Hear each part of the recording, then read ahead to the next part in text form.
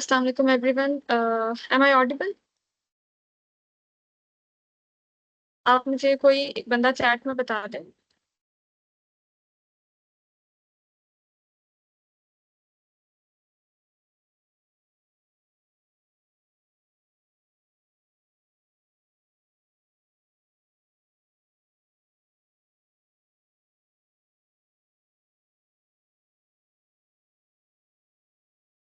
Okay, perfect हो गया। मैं स्क्रीन शेयर करती हूँ एंड देन विल स्टार्ट।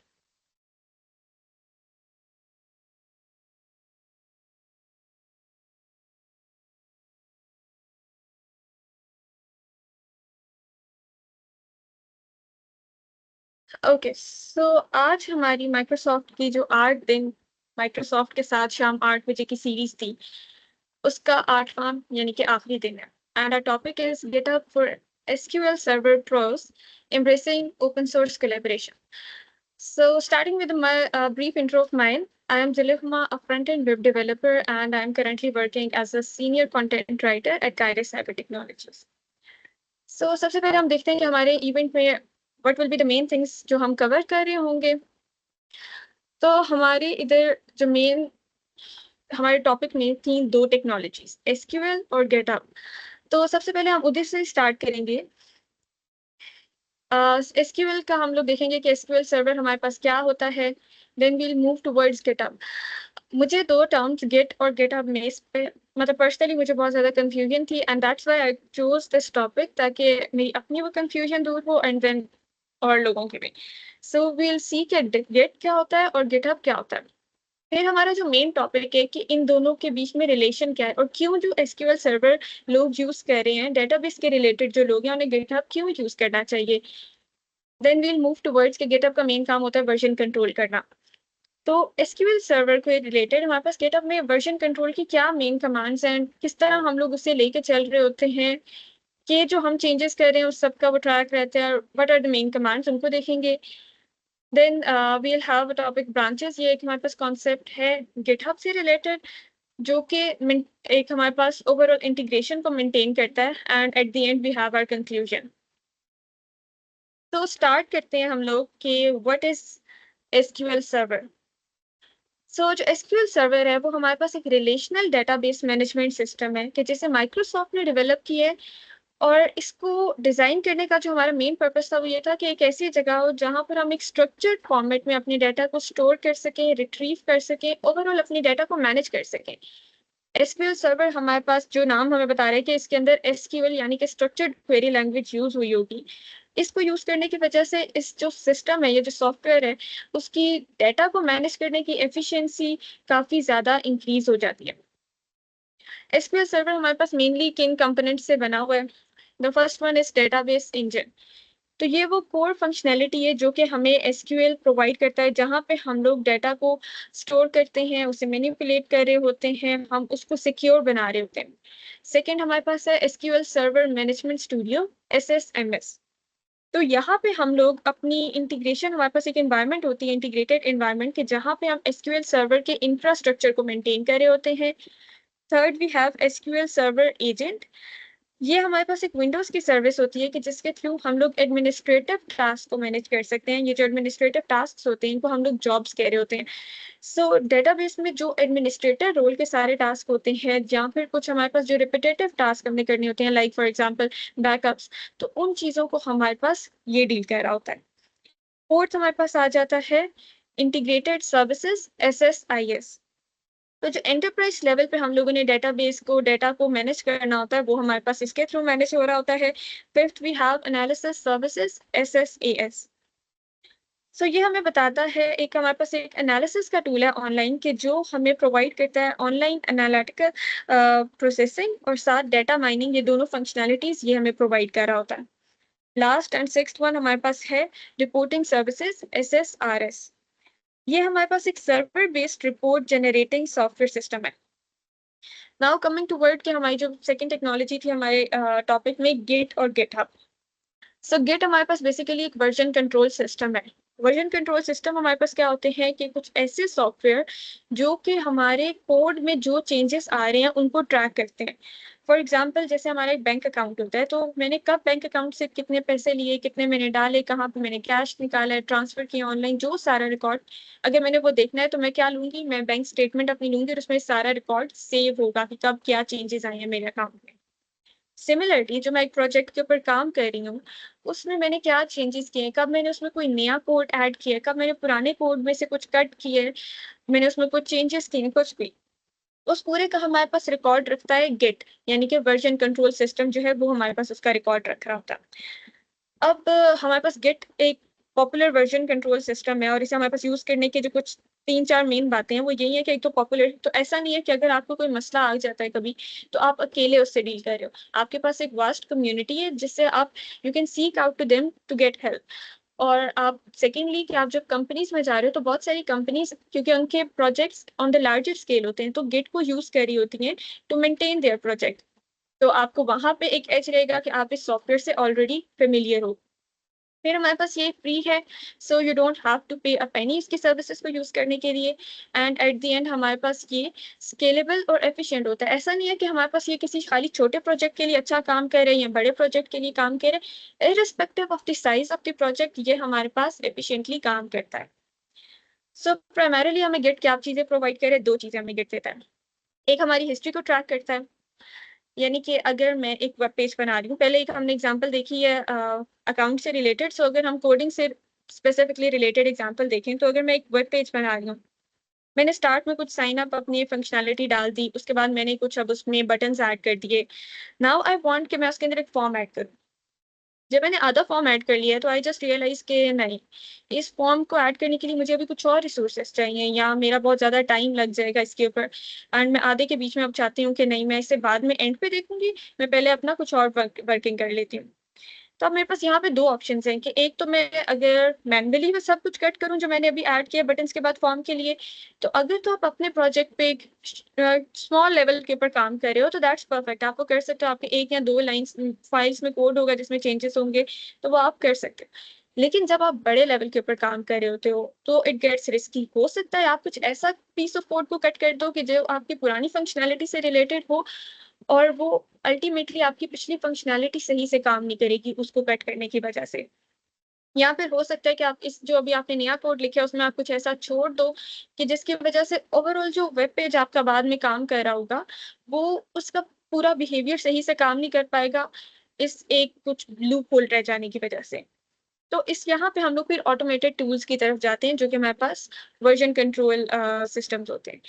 अब होता क्या है कि जब मैंने बटन्स वाली जगह पे मैंने जो है मुझे कोड लगा कि ये इट्स परफेक्ट, बटन्स यहाँ पे सब कुछ इम्प्लीमेंट हुए हैं सही पे और कोड मेरा यहाँ तक सही से काम कर रहा है। मैंने गिट को बता दिया कि एक दफ़ा आप ना इसका स्क्रीनशॉट ले लो, आप इसे सेव कर लो कि यहाँ तक मैंने और साथ मैंने अपना कमेंट डाल दिया कि बटन्स और यहाँ तक की फंक्शनैलिटी इसमें इम्प्लीमेंटेड है। अब जो मैं आगे काम कर रही थी, मैं गिट को बताऊँगी कि इस सारा जो मैंने उससे एक स्पेसिफिक पार्ट के बाद काम किया ना, हर फाइल में, जिस फाइल में जहाँ पे भी कोई काम हुआ है, जस्ट डिलीट इट ऑल। तो अल्टीमेटली वो कुछ भी लूप होल नहीं उसमें रहेगा, वो सब कुछ हो जाएगा खुद ही, रिस्क नहीं रहेगा हमारे पास। सेकेंडली हमारे पास ये काम आता है कोलैबोरेशन में, यानी कि अब हम लोग जब कंपनीज में काम करते हैं तो ऐसा नहीं होता कि एक प्रोजेक्ट के ऊपर एक बंदा काम कर रहे, बहुत सारे लोग काम कर रहे होते हैं। तो वहां पे एक इशू आ जाता है कि अब किसी ने क्या इम्प्लीमेंट किया दूसरे को नहीं पता, ओवरराइड कर सकते हैं हम चेंजेस, तो इसको डील कर लेता है हमारे पास वर्जन कंट्रोल सिस्टम। आपको पता चल जाता है दूसरे ने क्या काम किया, आप उसके उसने जो भी चेंजेस किया आप उसको ओवरराइड नहीं करोगे। Now coming towards what is GitHub. GitHub हमारे पास एक वेबसाइट है जो कि डेवलपर्स को अलाउ करती है कि वो अपने कोड को मैनेज कर सकें यूजिंग गिट। गिट हमारे पास एक वर्जन कंट्रोल सिस्टम था और जो अब गिटहब है वो हमारे पास एक वेबसाइट है जो कि उस सिस्टम को यूज करती है। अब गिट को हम लोग जब डेवलपर्स अपनी खास तौर पे सीवी बना रहे होते हैं तो वो अपने गिटहब का अकाउंट क्लास में तकरीबन डाल रहे होते हैं, ऑलमोस्ट 99% लोग डालते हैं। व्हाट्स द पर्पस कि हम लोग उसमें बता रहे होते हैं जो भी रिक्रूटर हैं या जो एचआर में लोग हैं कि जो मैंने अपनी सीवी में प्रोजेक्ट्स लिखे हैं ना, इट्स नॉट लाइक कि मैंने हवा में तीर मार दी है, ये यहाँ पे आप जाके देख सकते हो, वहां पे उसका कोड पड़ा हुआ है, these are the things I have worked on, वहां पे आपको उसका पूरा डिटेल में आप इम्प्लीमेंटेशन देख सकते हो। सो आपकी एक तरह से पोर्टफोलियो मेंटेन हो रही होती है। नाउ हम लोग देखते हैं कि गिटहब और एसक्यूएल सर्वर के जो प्रोजेक्ट्स के ऊपर जो लोग काम कर रहे हैं, why they should be using GitHub. तो हमारे पास सबसे पहले इसका आ जाता है फायदा कि कोलेबोरेशन में यूज होता है। जो मैंने अभी पहले बताया था कि बहुत सारे डेवलपर साथ काम कर रहे होते हैं, साइमल्टेनियसली काम कर रहे होते हैं, उन्हें कॉन्फ्लिक्ट से बचाने के लिए। अब डेवलपर्स यहाँ पे हमारे पास ऑफ कोर्स डेटाबेस से रिलेटेड लोग होंगे जो कि डेटाबेस के ऊपर काम कर रहे होंगे। डेटाबेस एक जो भी हमारा पूरा प्रोजेक्ट हो उसका एक इंटीग्रल पार्ट होता है जिसकी कंसिस्टेंसी मेंटेन होना, जो कि हमारे पास रिडंडेंसी डाटा में ना आ रही हो, बहुत जरूरी है। तो इसलिए दे शुड बी नोइंग कि एक बंदे ने क्या इंप्लीमेंट किया है और मैंने क्या इंप्लीमेंट करना है, so there is no overwriting या कुछ ऐसा लूप होल ना रह जाए। तो उसके लिए हमारे पास कोलेबरेटिवली काम करने के लिए ये यूज होता है। देन हमारे पास code review and quality assurance. So अगर आपने कुछ भी लिखा है लेकिन हमारे पास यहाँ पे पुल रिक्वेस्ट होती हैं जिसके जरिए हम लोग जो कोड रिव्यू प्रोसेस होता है उसमें होता क्या है कि आप पहले चेंजेस को रिव्यू कर लोगे, जो भी आपने अलग अलग से आइसोलेटेडली बनाया है उसको इंटीग्रेट करने से पहले हम लोग एक दफा रिव्यू करते हैं कि आया वो सारी चीजें इकट्ठी साथ में सही से काम करेंगी भी या नहीं। अलग अलग वो सब सही से काम करें लेकिन क्या वो इंटीग्रेट होने के बाद दे वुड वर्क फाइन और नॉट। तो वो आपकी एक कोड की पहले आप रिव्यू कर लेते हो, आपकी कोड की जो ओवरऑल सिक्योरिटी है हम कह सकते हैं वो भी मेंटेन रहती है। कोड का जो डेवलपमेंट के जो इश्यूज आ रहे होते हैं वो आपको स्टार्टिंग के लाइफ साइकिल में पता चल जाते हैं। ऐसा नहीं होता कि आपने सब कुछ बना के इंटीग्रेट कर दिया और एंड पे यू आर लाइक अब ये सब काम नहीं कर रहा, तो आपको स्टार्ट में पता चल जाता है। Then we have continuous integration and development CI/CD। अब जो डेटाबेस डेवलपमेंट होती है उसमें हम लोग चेंजेस को ऑटोमेट कर लेते हैं यूजिंग CI/CD पाइपलाइंस। तो ये हमारे पास इंश्योर करता है कि जो चेंजेस हम कर रहे हैं वो हम पहले टेस्ट करके और कुछ डिफरेंट एनवायरनमेंट्स में डिप्लॉय करके देख लेते हैं कि इन सब एनवायरनमेंट्स में ये सही काम कर रहे हैं या नहीं। Then last we have documentation कि जब हम लोग वर्जन कंट्रोल सिस्टम को यूज कर रहे होते हैं तो हम जब भी कोई नई चीज उसमें ऐड कर रहे हैं हम लोग एक उसका कंप्लीट रिकॉर्ड दे रहे हैं कि मैंने इसमें क्या ऐड किया है। उसमें मेरे पास हर मैंने जो जब कोई चीज ऐड की तो उनको पता है कि इतना ये नया हिस्सा कोड का आया है और ये इस स्पेसिफिक चीज के लिए आया है। जब अगर आपने उस कोड को डॉक्यूमेंट करना होता है तो it's extremely easy for you. और इसके अलावा अगर एक बंदे ने आगे डेटाबेस बना दिया, अब किसी और ने उसे आके अगर कंटिन्यू करना है तो उनके लिए बहुत इजी होगा कि उनको समझना पीछे के क्या सारा काम हुआ है। सो अंडरस्टैंड करना हमारे पास वो सब कुछ इजी हो जाता है। अब हम लोग आते हैं कि हमारे पास मेन क्या कमांड्स हैं गिटहब से रिलेटेड। इसके लिए मैं जरा आई गो टुवर्ड्स गिटहब पे अपना अकाउंट खोलते हैं। हम लोग एक नई रेपोजिटरी बनाएंगे और फिर हम लोग देखेंगे कि किस तरह हम लोग गिटहब पे जो रेपोजिटरी बनी हुई है उससे अपने लोकल सिस्टम में। गिटहब में बेसिकली आपके पास दो तरह की रेपोजिटरीज होती हैं, एक लोकल रेपोजिटरीज और एक रिमोट रेपोजिटरीज। जो हमारे पास यहाँ वेबसाइट पे रेपोजिटरीज होती हैं उनको हम लोग कहते हैं रिमोट रेपोज, और जो आप अपने सिस्टम में उनके ऊपर जब काम कर रहे हो तो दैट्स लोकल। तो किस तरह हमारे पास एक रिमोट रेपोजिटरी होगी और हम उसे अपने सिस्टम में लेके जाएंगे और वहां पे जो चेंजेस कर रहे हैं वो हमारे साथ हमारे पास यहाँ भी साथ अपडेट होते रहेंगे। ऐसा नहीं है कि वहां पर मैं चेंजेस कर रही हूँ और कोई और बंदा ने भी अपने पास सिस्टम में ले गया इस रिमोट रिपोजिटरी को और वो खुद से चेंजेस कर रहे हैं, यहाँ पे कुछ अपडेट नहीं हो रहा। जो बंदे अलग अलग अपनी लोकल रिपोजिटरीज पे काम कर रहे हैं वो एट द एंड इस रिमोट रिपोजिटरी पे अपडेट हो रहा है। हम लोग एक रिपोजिटरी बना लेते हैं, ये हो गया। We can keep it public, एक रीडमी फाइल डाल लेते हैं और ये क्रिएट हो गई। अच्छा, अब जब हमारे पास ये बनती है फाइल, यहाँ पे लिखा हुआ है फर्स्ट कमिट, अगर मैं हम इसे खोलें तो ये हमारे पास हमेशा स्टार्टिंग का इनिशियल कमिट होता है, यानी कि जब आप पहली दफा इसको बनाते हो, कोई भी आपने रेपोजिटरी कोई भी एक फोल्डर बनाया है। इस रीडमी फाइल का मतलब सिर्फ ये होता है कि वो आपको एक ब्रीफ डिस्क्रिप्शन दे देते हैं कुछ जो आपके प्रोजेक्ट की है उसके बारे में। अगर हम इसमें एक चीज ऐड कर लेते हैं, एग्जाम्पल। अच्छा, कमिट चेंजेस। अब यहाँ से अब कमिट चेंजेस का मतलब है कि मैं जब कमिट चेंज कर रही हूँ, मैं गेटअप को कह रही हूँ या मैं गेट को कह रही हूँ कि आप इसका एक दफा स्क्रीनशॉट ले लो, इसको सेव कर लो अपनी मेमोरी में कि मैंने ये एक चेंज कर दिया है। यहाँ पे वो चीज है, वो मैसेज है जो कि मैं चाहती हूँ कि मुझे नजर आ जाए। तो इट्स फाइन, अपडेटेड readme.md, उससे मुझे देख के पता चल जाएगा कि मैंने readme.md वाली फाइल में कुछ चेंज किया। उसके अलावा अगर आप कुछ भी डिस्क्रिप्शन देना चाहते हो तो वो आप यहाँ पे लिख सकते हो, like if I can write added host name. हमारा ये चेंज कमिट हो गया।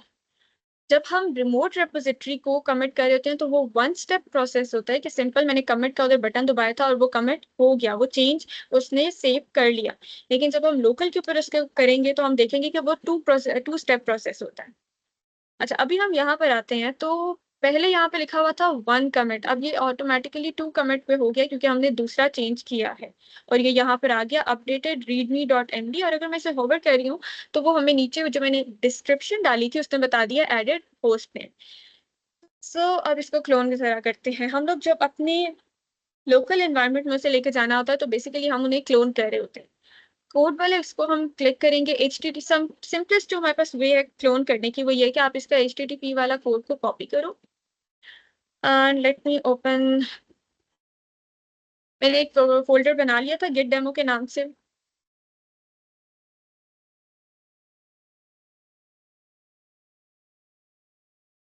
एक दफा मैं देख लूँ कि टीम्स पे सब कुछ सही है।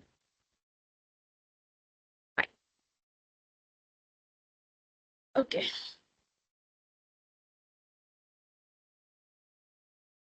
यहाँ पे हम लोग अब टर्मिनल में आके सिंपल एक दफा ये प्रोसेस कर ले सब कुछ।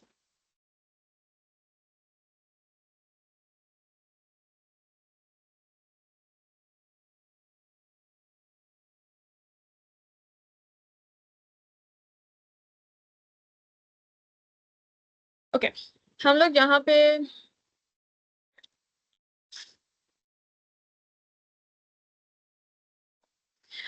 सबसे पहले लिखेंगे गिट क्लोन और जो हम लोगों ने लिंक को कॉपी किया था उसे हम पेस्ट कर देंगे। अब यहाँ पे वो ऑटोमेटिकली मेरे सिस्टम में उस फोल्डर जो वहां पे बना हुआ था उसकी कॉपी बना देगा। ये हमारे पास आ गया। अभी क्योंकि हम लोग किस फोल्डर में है, गेट डेमो में, लेकिन हम लोगों ने अपनी सारी वर्किंग करनी है उस MLS से इवेंट वाले फोल्डर में। सो हम लोग करते हैं cd for change directory MLS से। अब हम अपने उस फोल्डर के अंदर आ गए।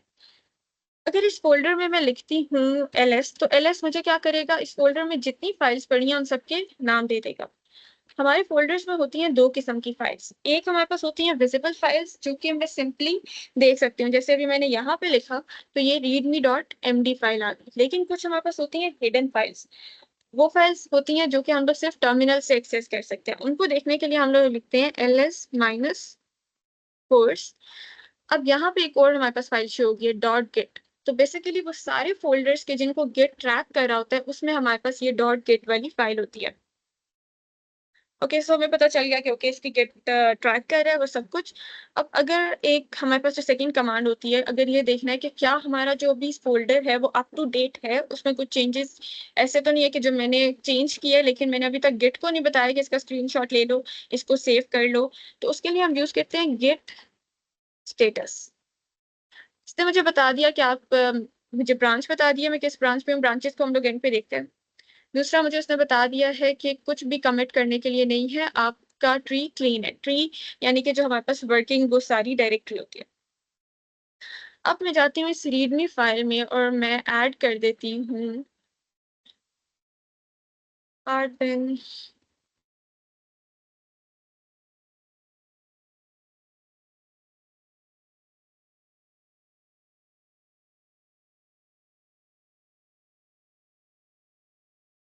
अब क्या किया मैंने, इसमें चेंज कर दिया। मैं इसे सेव किया, ऑटोमेटिकली जो हमारा ये विजुअल स्टूडियो कोड है उसको वो भी डिटेक्ट कर लेता है। और अब अगर मैं इधर लिखूंगी गेट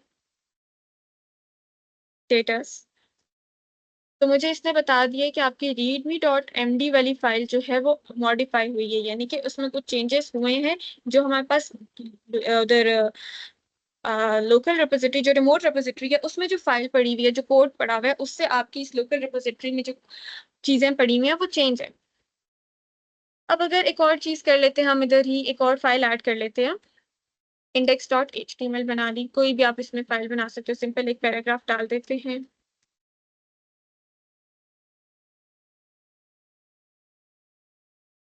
अच्छा मैंने लिख दिया। अब दोबारा से गेट स्टेटस देखते हैं कि क्या आता है। तो खोल लेते हैं। हम्म, अब हमारे पास गेट स्टेटस क्या बता रहा है कि एक तो आपके पास मॉडिफाइड फाइल है ये readme.md, लेकिन दूसरी को वो कह रहा है अनट्रैक्ड फाइल्स। अनट्रैक्ड फाइल में उसने index.html डाल दिया। सो बेसिकली हमारे पास चार किस्म के स्टेटस होते हैं। मॉडिफाइड यानी कि आपने इसमें कुछ चेंजेस किए। अनमॉडिफाइड यानी कि जैसे हमारे पास उधर रिमोट रिपोजिटरी में पड़ा हुआ है एग्जैक्टली वैसे ही आपके पास लोकल रिपोजिटरी में भी वो चीज पड़ी हुई है।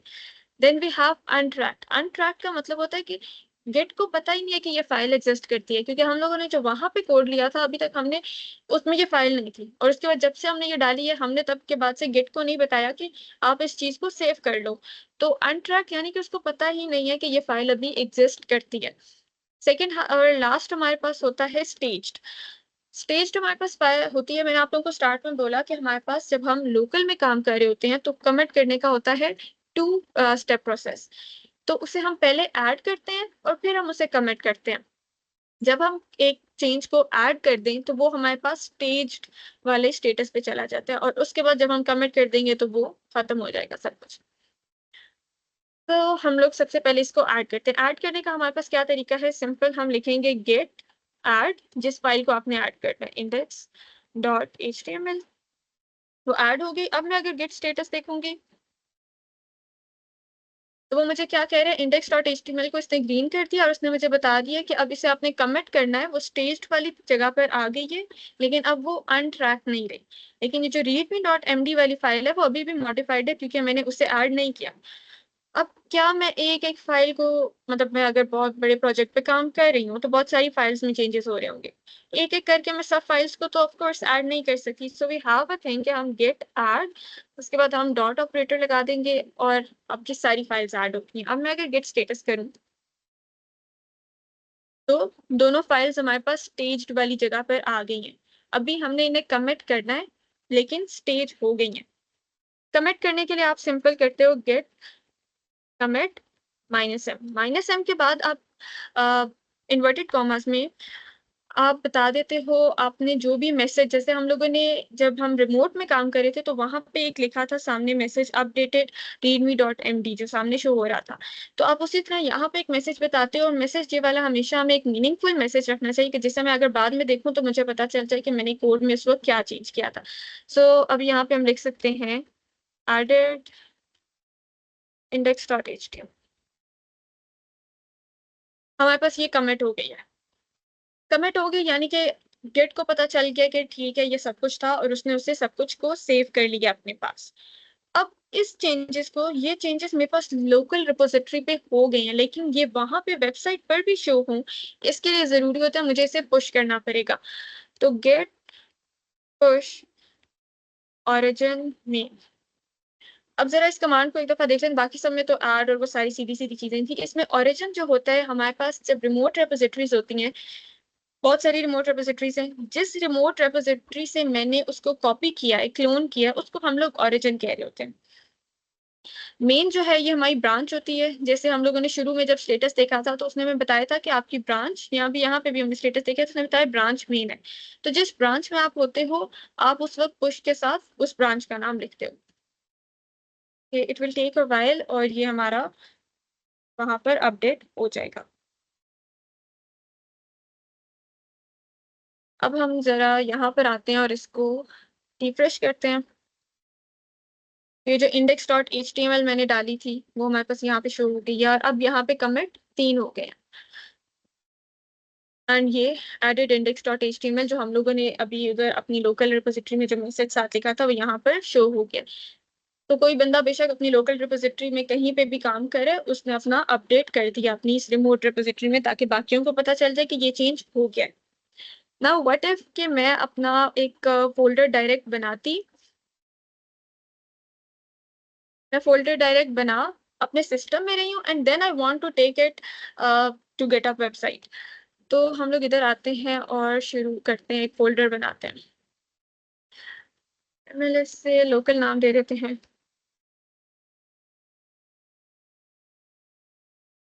इसको क्लियर कर देती हूँ टर्मिनल को ताकि चीजें साफ हो जाए। ओके, अब हमारे पास ये एक फोल्डर हमने बना लिया है लोकल इधर का।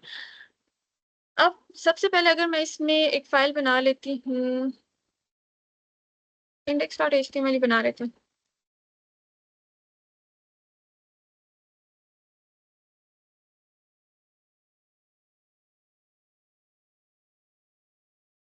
ये पहले वालों को बंद करते हैं। इसके अंदर एक हम लोग हेडिंग डाल लेते हैं।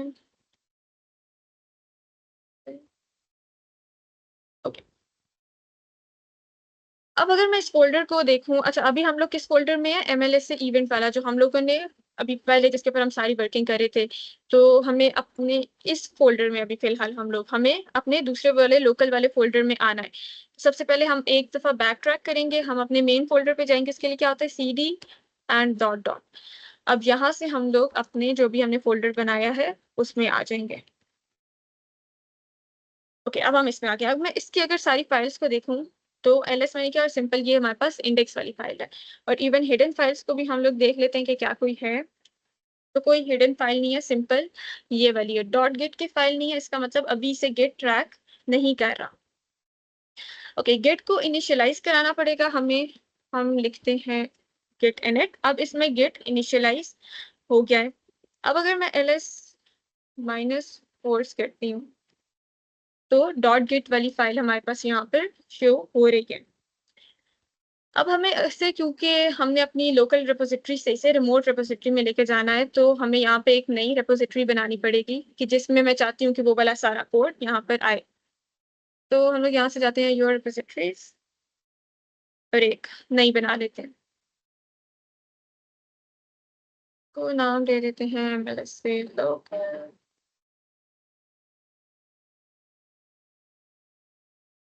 और हम लोग इसे क्रिएट कर दिया। यहाँ पे भी इसने सारी कमांड्स बताई हुई कि किस तरह आप इसको कोई भी अपनी लोकल से रिमोट रिपोजिटरी की तरफ ला सकते हो। और यहाँ पे ये, अच्छा ये सब चीजें हमने देख ली हैं। हम लोग इस जगह पर हैं और यहाँ पे ये सारी कमांड्स भी लिखी हुई है मैंने प्रेजेंटेशन। अब करना हम लोगों ने क्या है कि हम लोग ये वाला काम कर चुके हैं, हम लोग गिट को इसमें इनिशियलाइज करा चुके हैं। हम लोगों ने ये जो अभी रिमोट रिपोजिटरी बनाई है, हमें इसका HTTP लिंक, ये जो ये दिया हुआ है यहाँ पे, इसको कॉपी करना है। और जिस फोल्डर को हम चाहते हैं कि ये उसके साथ क्लोन हो जाए, लिंक हो जाए, तो हम लोग क्या लिखेंगे, गेट रिमोट ऐड, और अपने लिंक को पेस्ट कर देंगे।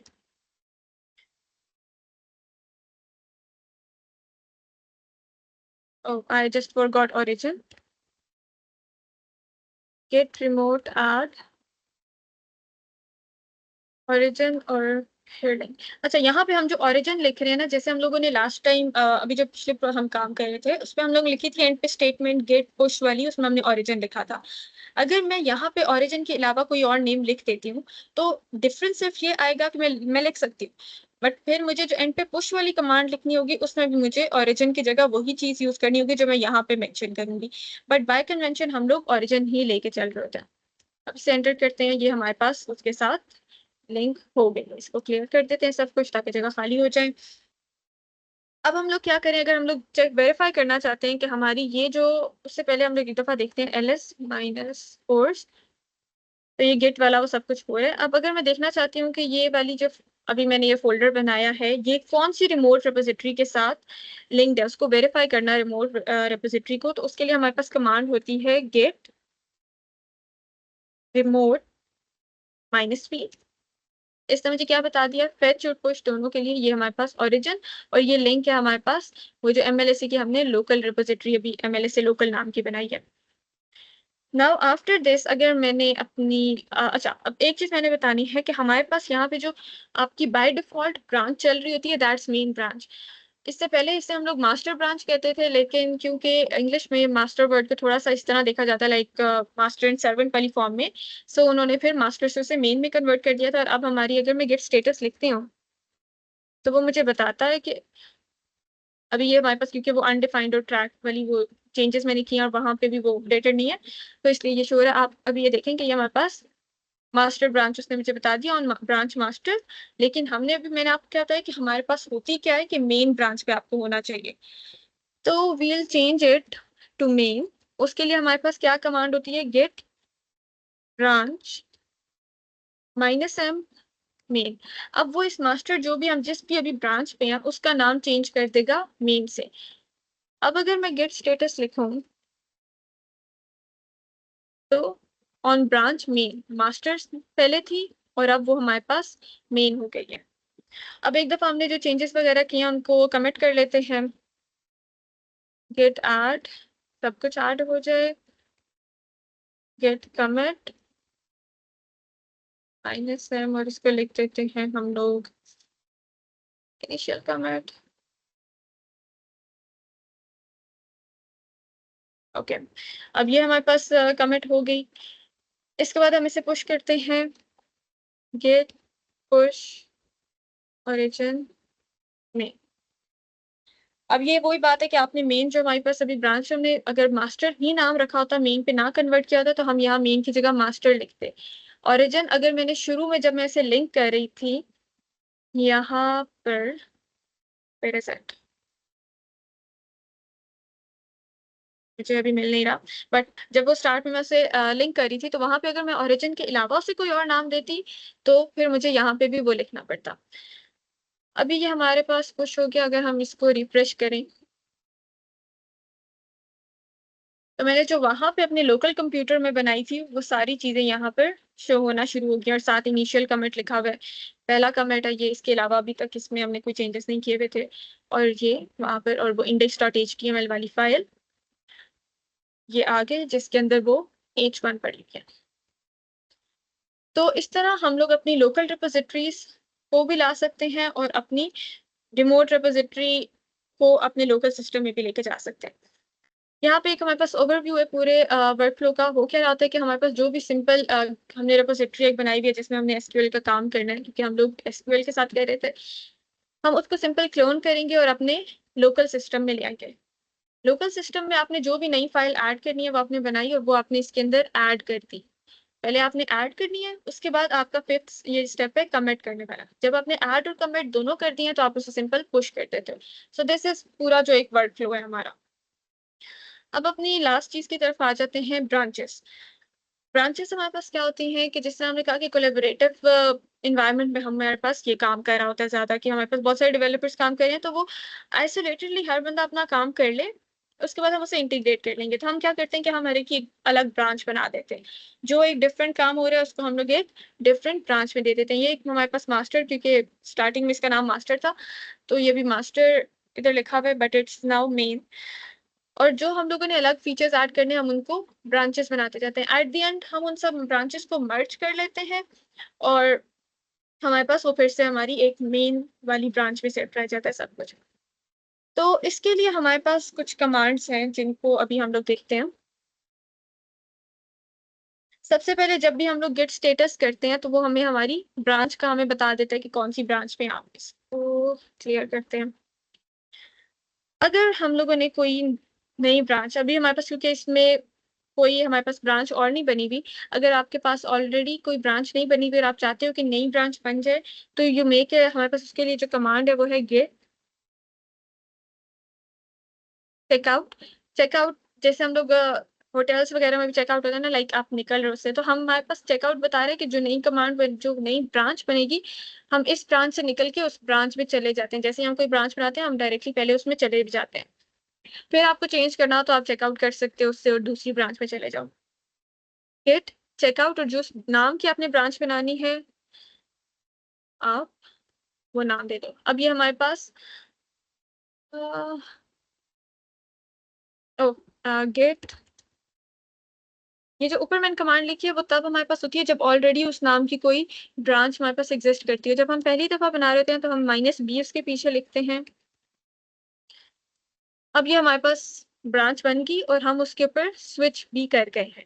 तो अगर मैं अभी गेट स्टेटस देखती हूँ तो वो मुझे क्या बता रहा है, ऑन ब्रांच फीचर 1। तो अब जिस बंदे ने फीचर 1 पे काम करना है वो इस ब्रांच पे आएगा, सारे अपने चेंजेस करेगा, उन्हें ऐड करेगा, कमिट करेगा, पुश कर देगा और वो सब चेंजेस सिर्फ फीचर 1 वाली ब्रांच में चेंज होंगे। मैं अगर यहाँ पे चेंज करती हूँ, मैं इसमें एक पैराग्राफ डाल देती हूँ।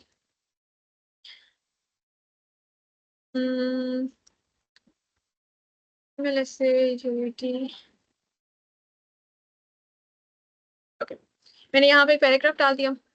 अब अगर मैं जाती हूँ वापस से अपनी ब्रांच, क्योंकि हम ऑलरेडी किस ब्रांच में थे, मेन में थे, फीचर 1 से मैं निकल के मेन में जाती हूँ, ये ऑल हमारे पास ये पी खत उधर वहां पे शो नहीं हो रहा होगा, तो गेट चेकआउट फॉर मेन। अब मैं मेन वाली ब्रांच पे आ गई हूँ, लेकिन इसने मुझे यहाँ पे ये बता दिया कि index.html आपने वहां पे चेंज किया, मॉडिफाइड है, उसके साथ m लिखा हुआ है, और इवन आपको विजुअल स्टूडियो कोड भी बता रहा था ये MU और ये सारी वर्ड्स उसके साथ लिखे होते हैं। अब मैं स्विच कर दी हूँ मेन ब्रांच पे। यहाँ पे जैसे ही हमने स्विच किया तो हमारे पास वहां पे वो शो नहीं हो रहा होगा, बट अभी हम लोग वापस जाते हैं अपनी फीचर वाली ब्रांच पे, और ये जो हम लोगों ने चेंज किया इसको सेव करके कमेंट वगैरह करते हैं। तो git add git commit -m,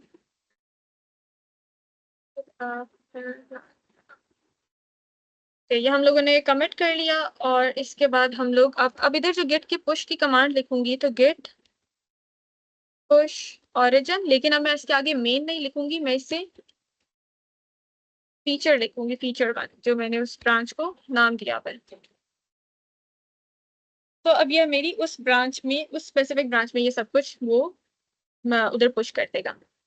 अब अगर मैंने बहुत सारी ब्रांचेस बना दी हैं और मैं किसी ब्रांच को चाहती हूँ, लाइक जैसे अगर हम लोग फॉर्म बना रहे थे तो हमने अलग ब्रांच बना के उसका फॉर्म बनाया होता, तो अब फॉर्म हमने बीच में सोचा कि अब हम इसे आगे कंटिन्यू नहीं करें, तो हम सिंपल उस ब्रांच को डिलीट कर देंगे।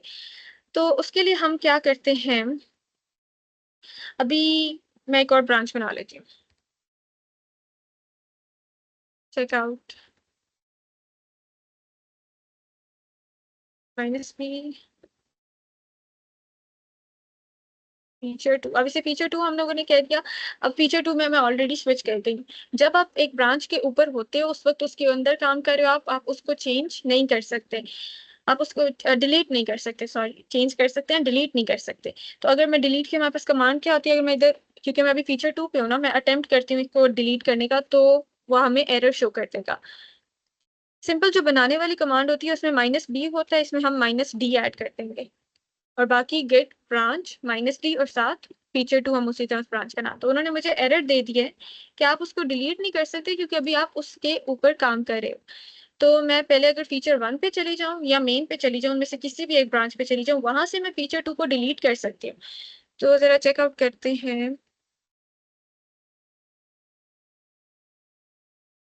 फीचर 1 पे गई और यहाँ से अब मैं करती हूँ डिलीट फीचर 2 को, तो वो ब्रांच हमारे पास डिलीट हो गई है। So this was all. अब हम लोगों ने इसे पुश कर दिया था। अगर मैं इसे रिफ्रेश, अब जैसे हमारे पास, जैसे हम लोगों ने ब्रांचेस मजीद बनाई हैं, तो हमारे पास ये ऊपर आ जाता है फीचर 1, क्योंकि हमने ब्रांच बनाई थी। इसको छोड़ते हैं, अगर रिफ्रेश करते हैं, यहाँ पे हमें नीचे ये ब्रांच शो करता है।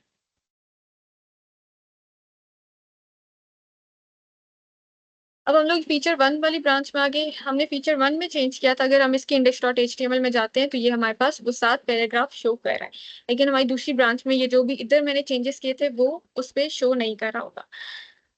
इस ये मेन वो सारी कमांड्स हैं कि जिसके जरिए हम लोग अपनी लोकल रिपोजिटरी में सब कुछ, अगर मैं कंप्यूटर में काम कर रही हूँ तो मैं वहां से अपनी इस रिमोट रिपोजिटरी को डील कर सकती हूँ। किस तरह मैं उसके ऊपर, मैं नई ब्रांच बनाऊंगी, मैं जो भी इसके अंदर काम करने हैं मैं वो उस नई ब्रांच में करती रहूंगी, एट द एंड मैं उसको पुश कर दूंगी अपनी रिमोट में।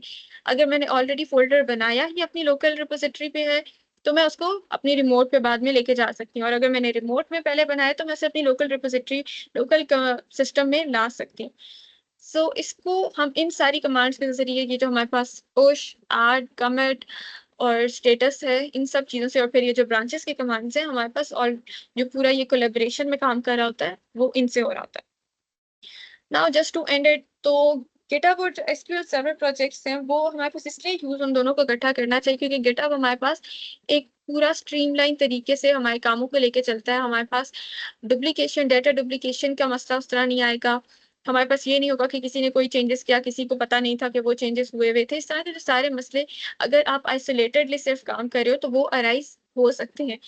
और इसके अलावा कई दफ़ा ये इशू आ जाता है कि एक बंदे ने आधा काम किया और उसके बाद अगर वो चला गया तो व्हाट टू डू नाउ? तो आप गिटहब के ऊपर, क्योंकि वो पूरा रिकॉर्ड इसका इतने अच्छे से मेंटेन हुआ था, कोई भी नया बंदा आए उसके लिए वो समझना बहुत आसान है।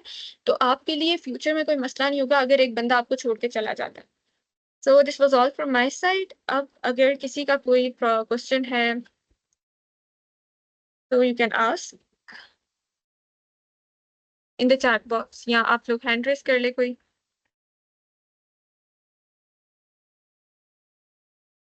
एंड मुझे एक लिंक शेयर करना है, उसको आप सब लोग काइंडली फिल कर दें हमारे पास आप लोगों के सर्टिफिकेट्स के लिए।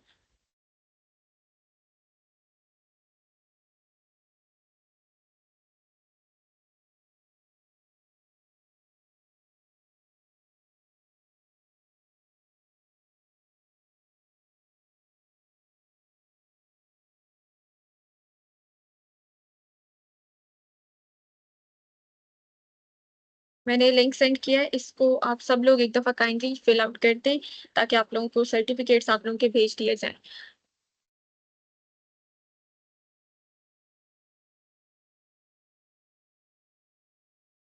वील वेट फॉर 5 मिनट्स, उसमें ये फॉर्म भी फिल हो जाएगा और अगर किसी का कोई क्वेश्चन है तो दे कैन आस्क, बाकी देन 5 मिनट बाद हम लोग इसे एंड करते हैं।